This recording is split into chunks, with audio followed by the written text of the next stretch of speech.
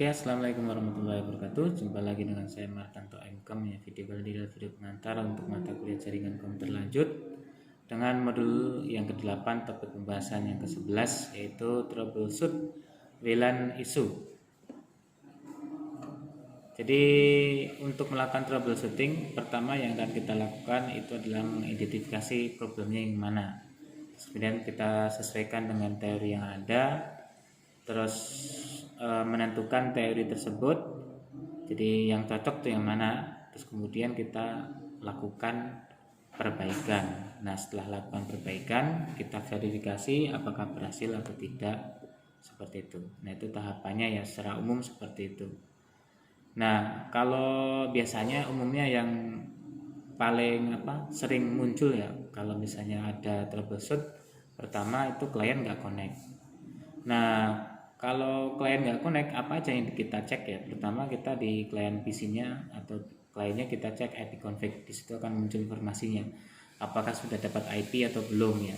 Jadi kalau misalnya belum dapat IP ya otomatis karena mungkin di situ IP scope-nya, DHCP scope-nya sudah penuh, jadi nggak bisa. Contoh seperti itu.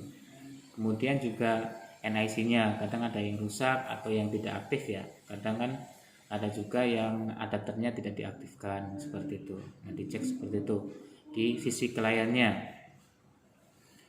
Terus kemudian selanjutnya juga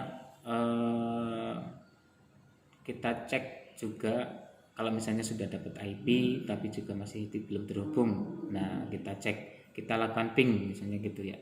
Di ping, nah kalau di ping ternyata di situ ada TTL ya, tapi request istilahnya,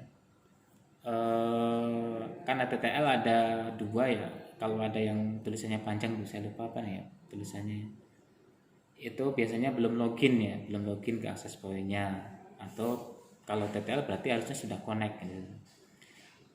Jadi pertama kita pastikan ping ke access point-nya, alamat access point-nya. Selanjutnya kalau itu sudah terhubung, kita cek ke jaringan internetnya. Misalnya kita akses ke Google ya 8.8.8 pingnya.